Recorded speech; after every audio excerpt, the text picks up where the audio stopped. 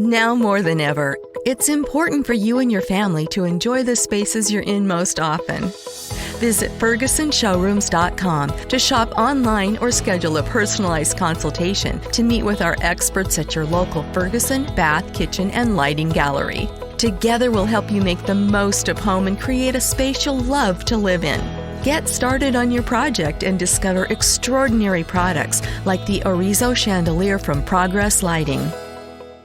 More and more people came on, more and more people joined. And then we put a name to it after maybe like the first 6 months leading up to our first race. It was just 6 of us that were going out to race. And then after we did our first race and started doing kind of like group and community workouts, it turned into like 113 people. So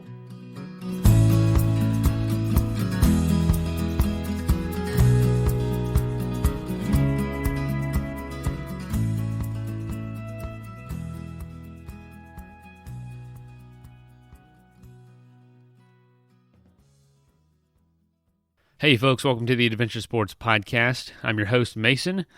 So this week is going to be a little bit different. This Throwback Thursday isn't necessarily going to be a throwback. It's going to be featuring an interview from my other show, Without Compromise, that's hosted through Athletic Brewing, the non-alcoholic brewery I work for. This is an episode that just came out with us a couple weeks ago, and it's an interview featuring Marcus Fitz. He's a triathlon coach and just triathlon advocate, really, in the DC area, and he's all about bringing people of color and unrepresented groups into the world of triathlons. We're going to learn a little bit today about how he discovered triathlons, why he loves it so much, and why he's so passionate about bringing everyone into the world of triathlons.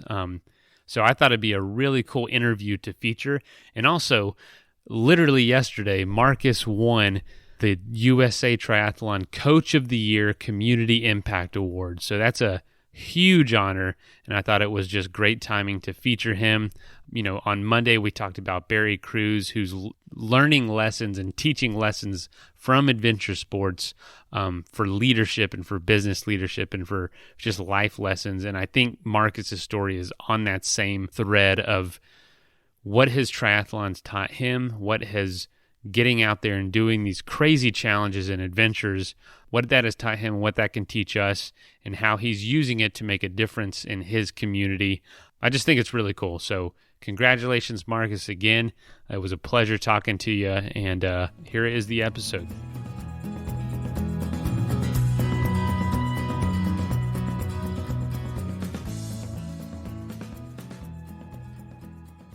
Marcus, welcome to the show. How are you doing? I'm feeling pretty well. It's a cold and dreary, I guess, Tuesday here in DC, but I'm riding positive energy. Got my run in this morning, had some coffee, and ready to have a great conversation.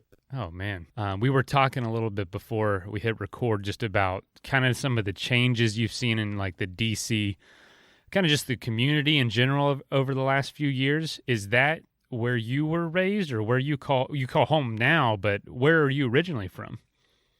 So I was born in DC, and I was pretty much raised between DC and Maryland, PG County to be specific. So I went to high school pretty much between both up until college.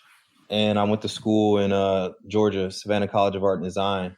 And that's really where I guess I found myself and kind of came into my own, where I knew, I guess, a little bit more direction of how I wanted to create impact, not just within my community in DC, but just impact across the board. And when I came back home to DC, then it just helped grow. I definitely found myself growing as an adult and as an individual. You're known for triathlons now and growing that sport, but from what I know, you didn't start out doing that. It was more like ball sports. Could you tell us like what sports you were introduced to early on, and how your athletic kind of career grew from there, and how it evolved? Yeah, I guess going way, way back from the beginning, one of the things that my parents wanted me to do before I did anything. Before I took up baseball or football, my mom, she wouldn't let me do any sports until I learned how to swim. Oh, man. She enrolled me into this program that they had called the Guppy program. And this was in DC. And honestly, I can't even remember what pool it was at this point, but I floated between this Guppy program. And then when I graduated from the Guppy program, they had the Sharks, and the Sharks was at Bowie State University and Prince George's Community College. So between, they had this Shark program. And I did like I want to say like a 8 and under swim, like competitive program to get me going. And then once I was able to swim, I got into like, the typical mainstream sports, basketball, football, track. And then I fell in love with track and football. And that's pretty much what I played up until college. And when my body just couldn't handle it, the sport. I got banged up. I had a couple surgeries and I had to look for something else. And that's when I picked up swimming again. And I still had it. And I ended up getting a swim and track scholarship in college, which kind of like, I guess, started this whole multi-sport journey, because I was already doing, I didn't know it at the time, but I was already swimming and running. I just needed to add in the bike. No kidding, man. You were doing 2 out of 3 already. And, it's so interesting that you got started in swimming first. And I'm sure in a lot of ways that helped. That's usually the most challenging part for people Absolutely. Jumping into triathlons. But for you, that was your strength, or one of your strengths. When did you start getting into triathlons, and what was it, initially just, tough? I hear it all the time, like, oh God, I hated my first triathlon, but then I fell in love after a couple of them, or just kind of the routine of getting ready for one. What was it for you? Yeah. I've always loved sports, and the biggest thing for me, like when I moved back to DC, I would commute to work. So I worked downtown, and I had done my first half marathon in 2014 in like Copenhagen. So when I was over there, I saw like how people's lifestyles were. Like bikes were the king of the road. So I'm like, oh my God, these bikes are beautiful. So I bought like this super retro, still like 30-year-old Bianchi, set up completely Euro style. So I brought it back with me on the plane. And this was going to be like my commuter bike. So I wouldn't have to like drive or anything and commute. And so a year later, after doing all this running, I was part of a run club when I got back. And I think I just got bored with running. And so fast forward another year, I was having a lot of knee issues. So I go into the orthopedic, and he's like, yeah, your knee keeps dislocating. Cause I was playing basketball too. And I would have a lot of knee pain. He's like, actually, your knee is dislocating like every time you move laterally. So your future of running is going to get cut short unless you have surgery. So I'm like, oh man, here we go. Another knee surgery. So I'm gearing up for that. And so what the doctor recommended is that I pick something to train for so that I go into the surgery strong. And so that's exactly what I did. So I'm looking at all these things that, what can I do that doesn't involve lateral movement? It's like something I can do that's not just running, where I can go in just one straight line. And that happened to be a triathlon. So I'm like, all right, I've never done a triathlon, but I can swim and I can run, and it's in a straight line, and I got this bike. So here we go. And I start training, not really seriously, but whatever very basic training looks like. I'm swimming, biking, really commuting and running. And so my first race was the Nations Triathlon in DC in 2015. So I think that race was it was on September 11th. And wow. My surgery was December of 2015. And that's really when my triathlon journey started. And I was instantly hooked at that point. So what was it about triathlons to you that hooked you, maybe more than some of the other sports you were doing? I mean, I think every sport you get what you put in, right? You get out what you put in. But triathlon is a little different because you have no choice. Like, you can't be a casual triathlete, right? Hmm. I think in other sports you can be a casual athlete. Like, I can be casual basketball player. I can be a casual runner. I can just put on some run shoes and go for like a 1 mile run if I want. And it doesn't hurt me financially. It doesn't hurt my body. But triathlon, you have to be invested in multiple ways because it involves, one, so much equipment, and then the time that you have to put in it. Because nobody wants to like fail. Nobody wants to have a miserable time doing this endurance event. It can be as short as you want or it can be as long as you want. And the fun is really up to how much work you put into it. Um, to enjoy the experience from start to finish. And I think that's part of it. It's challenging. And anything that's challenging for me is just it's the process, right? You fall in love with the process. And I think that's the most exciting thing to triathlon and all the people that you meet within that process, because you have to do cross training, you have to stretch, you have to do yoga, you have to watch what you eat. And we're not even talking about on a super competitive level. That's just like 101, So it only gets better the more, I guess, competitive that you want to push yourself and be within the sport. I've never thought about it like that. You have to commit 100%. You're right. There are no casual. Everyone that I know that's a triathlete is an intense person. You know what I mean? Like everyone I would say that's pretty good at it. It's like, dang, it's like a big chunk of their life. Do you think it draws a certain type of person, whereas other sports, maybe you can just afford to be a little more laid back about it? I think it takes a certain type I think it definitely appeals to a certain type of person. I think anybody can do it, but it's the dedication and the prioritization of your life that you have to kind of restructure. So it creates positive influence into other aspects of your life. And I think if you're not willing to reprioritize or restructure your life, it doesn't set you up for success in the sport. So like time management, like work life balance. It's like, and then the sacrifices you give is like, all right, well, brunch is big here in DC.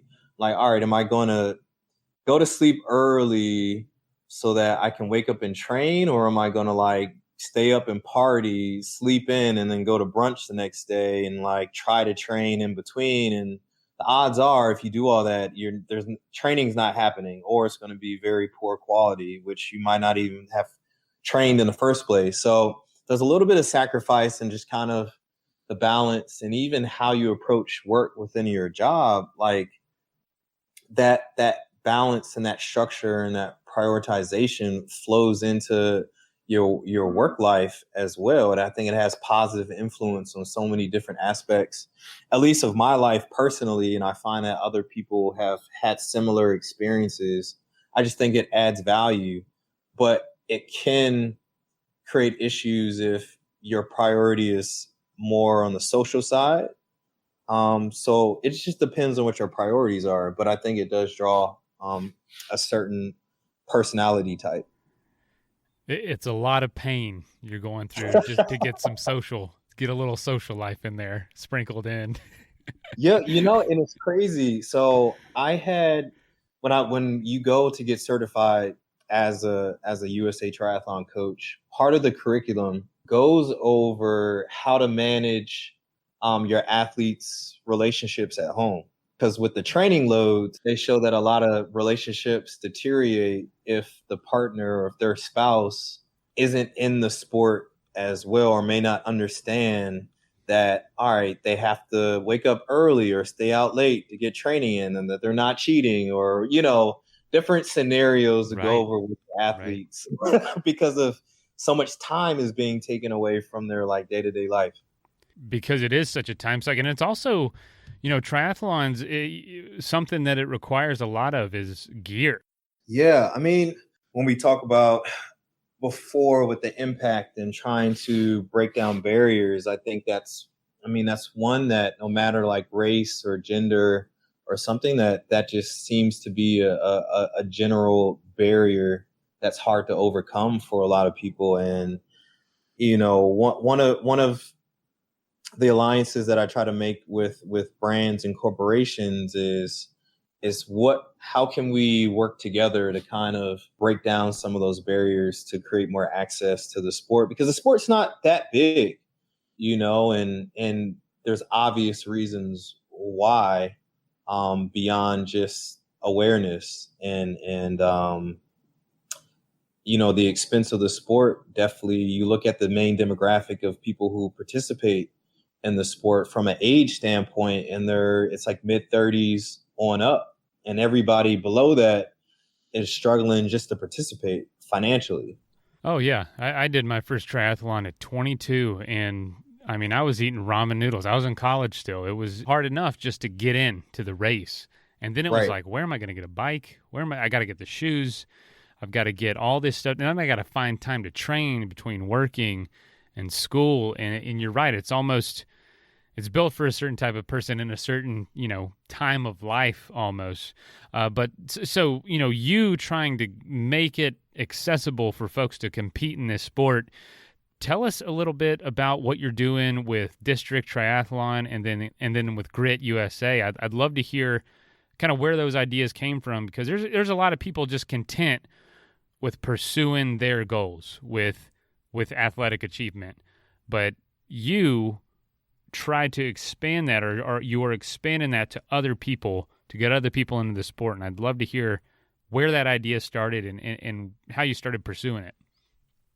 I still think about like what was that root, and I did another podcast with a PT, and we kind of zoned in on or tried to zone in on like really what was the moment where it's like, all right, this is what I should do and why I should do that. And I think it stemmed. So I was a high school swim coach after I moved back home I graduated from college. I'd moved to Dallas, spent almost 2 years in Dallas, and then came back. And within that year, for the next 6 years, I was coaching. I was a varsity swim coach at Northwestern High School, predominantly Black and Hispanic community.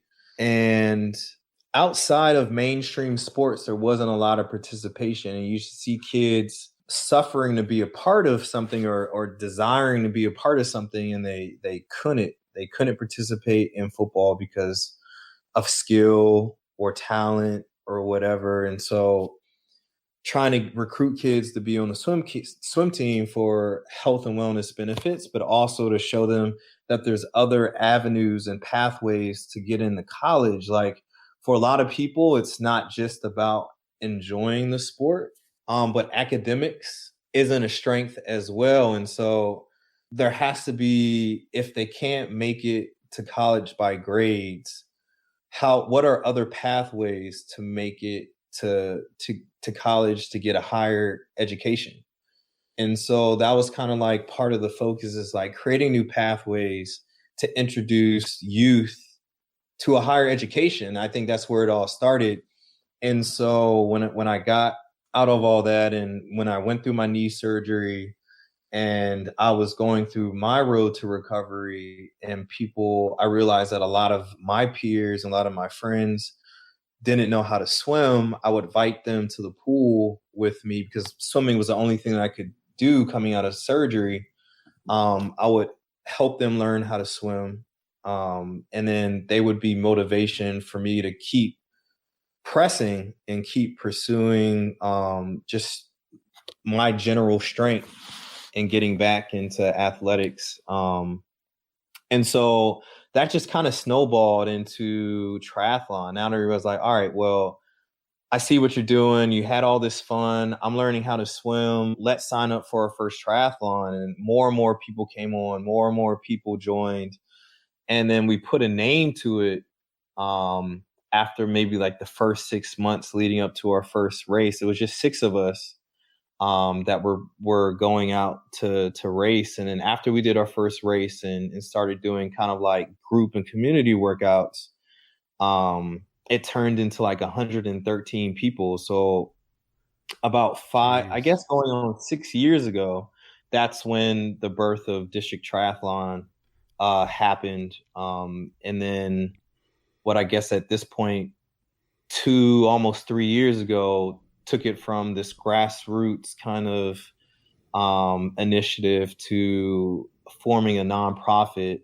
And then last year I had created Grit USA, which is kind of on the different end of the spectrum. We created this thing to introduce new athletes to the sport of triathlon, but there still remained like a void once people started getting good and taking the sport more seriously, but there was nothing to bridge the gap between like, all right, you've gotten your feet wet, now what's next? So we created this development program to kind of bridge that gap between recreational athletes and like elite level athletes, for people that wanted to take their training to the next step, so that we can fulfill the other void that didn't exist yet.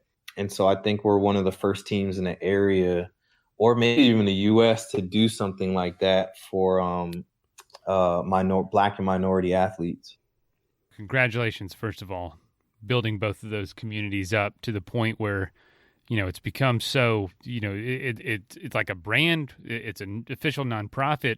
Was taking it to those next steps, did they feel natural? Was it something you set out from the beginning to accomplish? Or, and also, was it more difficult than you imagined it would be? Or did it feel like this is the direction we need to go? Let's make it happen. I mean, the goal was never to create like a business at first. It was just fun. But what I realized with most things that happen in the community, where now you have this thing, it always turns into an organization at some point, because now you need resources to keep it going. Mm-hmm. And that's where things change. And it's like, all right, we're looking at what do we need to function properly and to be taken seriously. We need like certifications and coaches, and people now are sourcing, like they're looking for us. And like, oh, I want to train with you. Do you have coaches? Do you have training plans? And I was like, well, no, not really. I guess maybe we need that. Right. So looking at all these things that are like, all right, now people are sourcing us, we're being featured, and to be credible in kind of like the environment. And now we're becoming an official USA Triathlon Club, which is the governing body of the sport. Now we need to like tighten up a little bit.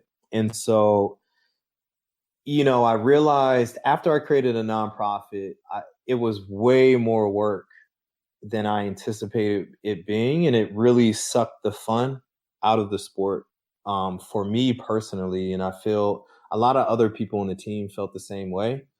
So if I could go back, I mean, I don't know if I regret it, because I think it's something that the community needs. I was going to say, did you feel like that was a necessary step? It's not going to be fun, but we got to do this to make it to continue to be a thing. Time for a quick message break to hear from the folks that help make this show possible. Hey folks, if you're like me, it's that time of year where your New Year's resolution or the focuses of the year are starting to, potentially slip, and you're starting to need a little bit more help, tap into more of the accountability of a community, or just, try to turn your resolutions to be a little more fun, honestly. Sometimes they can be brutal to try to keep up.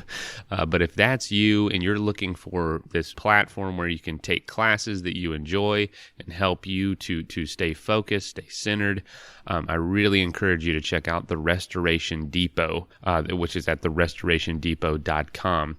And they have classes like yoga, Tai Chi, essential oils, music, a ton of other stuff. And you can take your first class for only $5.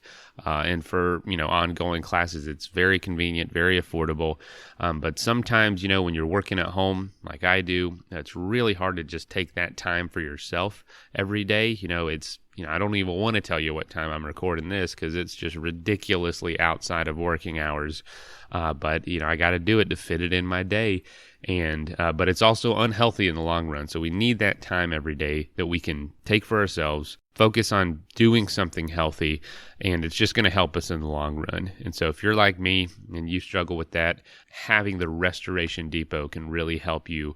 Make sure you take those classes, be a part of a community, and actually have a little fun in your day. I really encourage you, again, check out therestorationdepot.com, and your first class special at checkout is $5.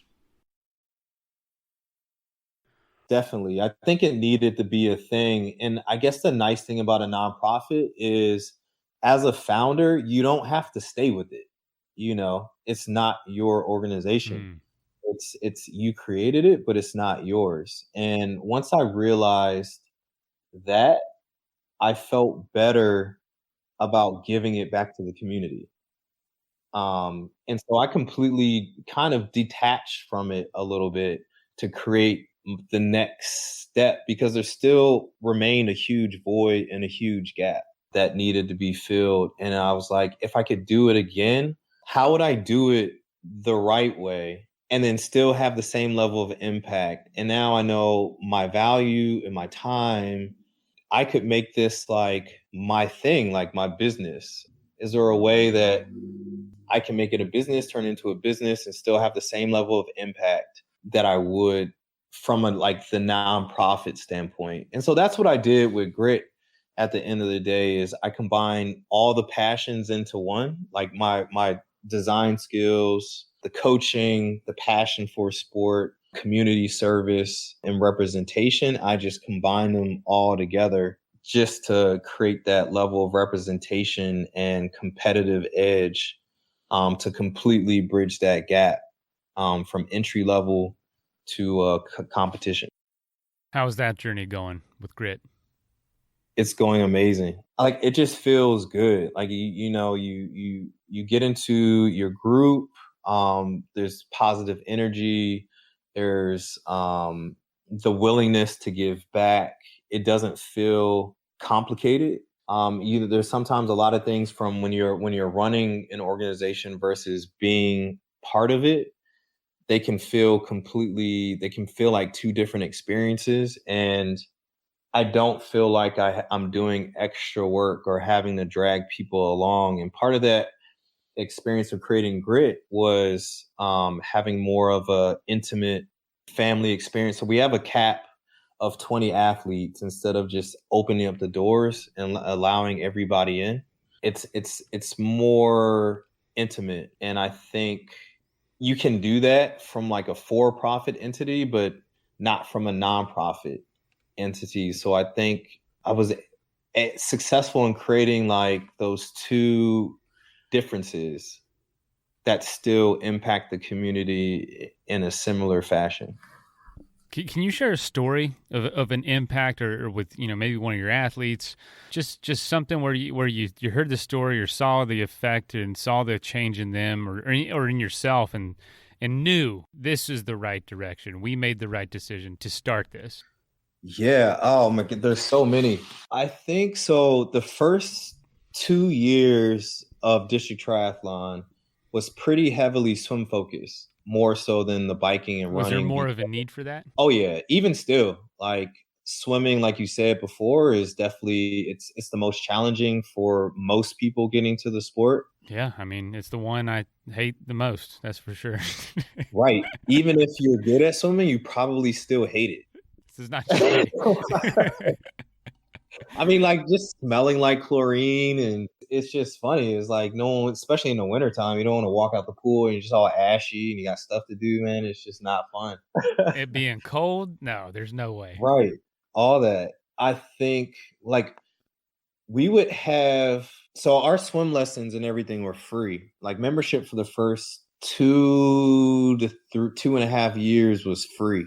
So everything was free. Like the pool lessons were free, instruction was free. And we got to the point where so many people showed up to the pool that the pool told us that we had to get a permit to get, and that's what really made us do the membership because the permit was expensive. It was like $800 every 3 months for like 2 lanes. It was something ridiculous. But we have like 30 to 60 people show up to want to learn how to swim or just swim with other people in the community. And it was just, I mean, it was great. And people would be in tears and, you know, when they were able to swim across the pool, just one lap for the first time, and they could barely, you know, go a couple yards or meters. And like that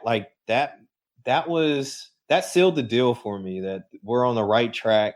We're doing something good with people at all ages doing this thing to get to whatever goal they had set out for themselves, whether it was just like a health journey or they're looking to sign up for their first event. And I think the second example that really drove it home, we had written our first grant with the first board of directors that I had with District Triathlon, and we had created a splash and dash for the community. So it was a swim and run. We had partnered with another run club in the community called DC Run Crew, and they helped pace the run portion, which was on a trail. And so the grant was completely free for the residents. And we held it in Ward 8, which is a ward in DC that's highly affected by diabetes, high obesity. It's just on the health and wellness spectrum, it's on the severely impacted by negative health and wellness scores and ratings compared to the rest of the city.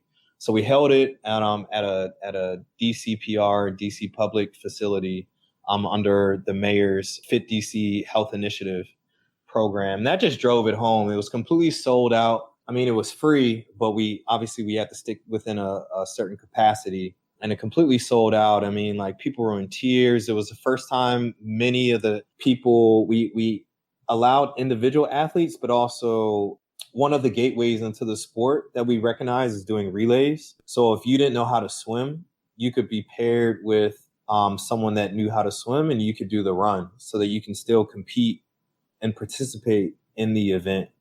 And that was back in, I want to say 2017.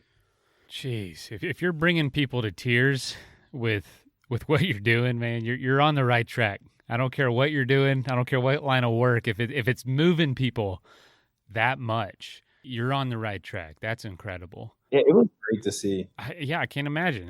What validation, to see that impact on people. Like so, with as much as you've done in the last, handful of years, what is in the horizon for Grit USA now that that's your new passion, your new focus? What are you looking towards? What's in the immediate future and, a few years down the road, and your hopes and dreams with that?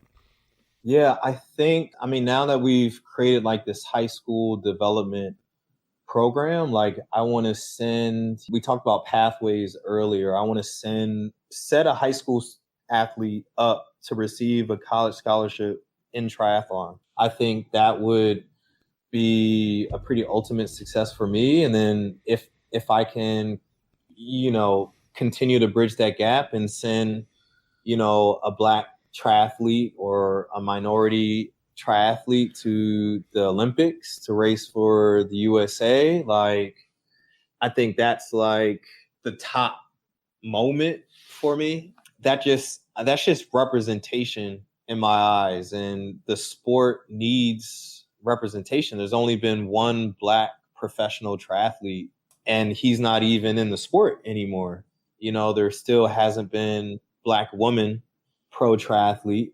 There's one that's close, Sika Henry, but she's still not there yet. So I think there's a lot of ways to go, and then everybody that would fall behind them, I think it starts with creating these pathways at a younger age when most people find out about the sport as an adult. And I think we can do better than that. Absolutely. Marcus, man, your story there's so many parallels here. You're going against the grain in so many ways.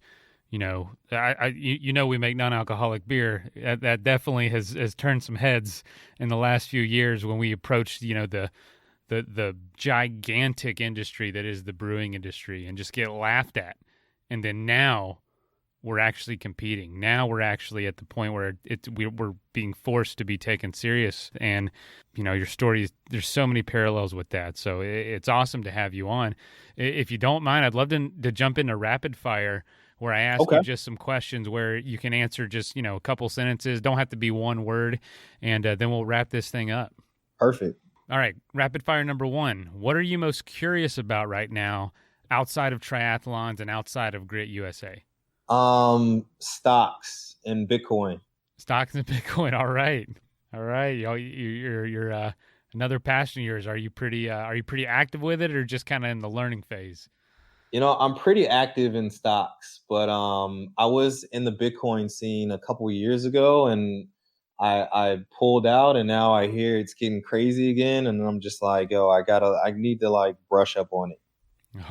All right. What is your proudest achievement outside of your career? And I would say that includes your sports and your coaching. So something outside of those two. Outside of sports and coaching, I mean, or is that your whole life? Because that's fair too. Right. It feels like that's my whole life. I was like, damn, what do I do? Right. Well, that is my whole life. Yeah, I think it's I still pursue, like, my main, I guess, career is graphic and web design, and I've been pretty successful in that regard as well. And I think refining the passion as a creative has been pretty high on the list. I was fortunate to receive a Webby Award about 2 years ago. So to be recognized both as for two passions that are completely separate have been pretty great. That's a great example. A Webby Award. I didn't expect that. That's just out of left field, man. That's awesome. Yeah, that's a great answer. All right. Well, then here. This will be a good one. Biggest goal not yet achieved. Oh man. And that could be in it with your career, with whether that's your own athletic career or coaching. Is there a goal in your head that you really want to get under your belt before we leave this earth? I say relocate. I want to relocate to a warmer climate. That's a high goal. I need sun and consistent warmth year round, and I want to make that happen at some point. That's a good answer. All right.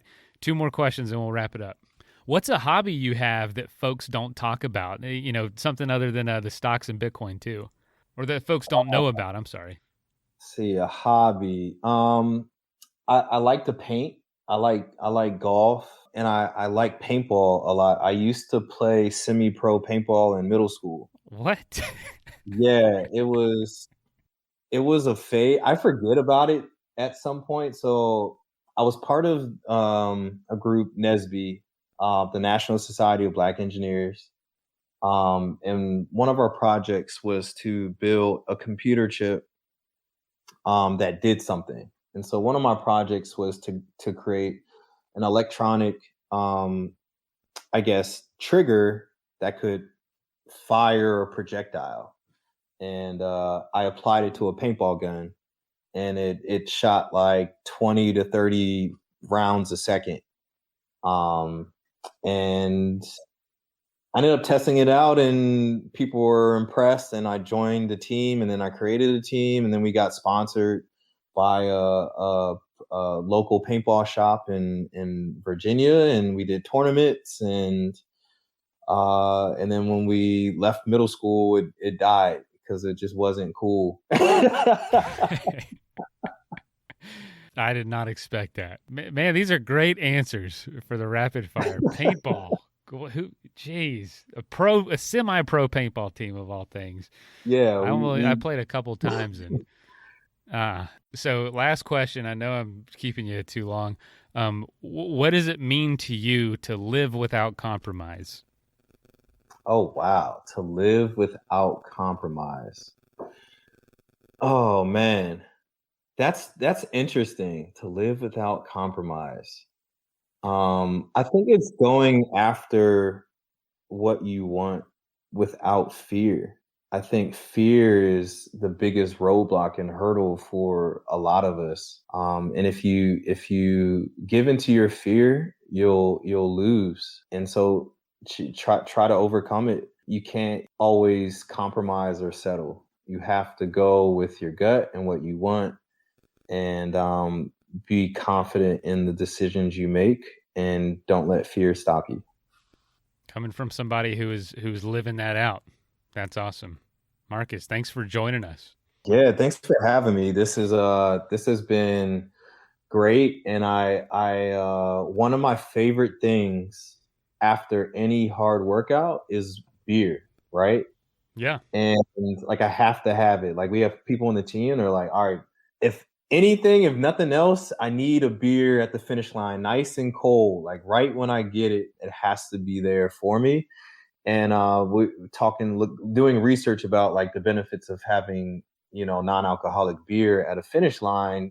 Having athletic brewing as an option definitely feels good at this point now. So I can have a beverage, and it's not going to take a huge toll like having, an alcoholic beverage. First of all, thank you so much for listening. It means the world to us that you choose to listen to this show. If you'd like to help us further, you can leave a review on iTunes, share us with your friends, your family. It goes a long way to growing the show. You can also support us financially through patreon.com/adventuresportspodcast. Link is in the show notes. And also, if you have an idea of who could be a good guest for the show, we're always looking for people to tell their story about the outdoors or adventure. So if you know someone, please reach out. Email us at info@adventuresportspodcast.com. And until then, get out there and have some fun.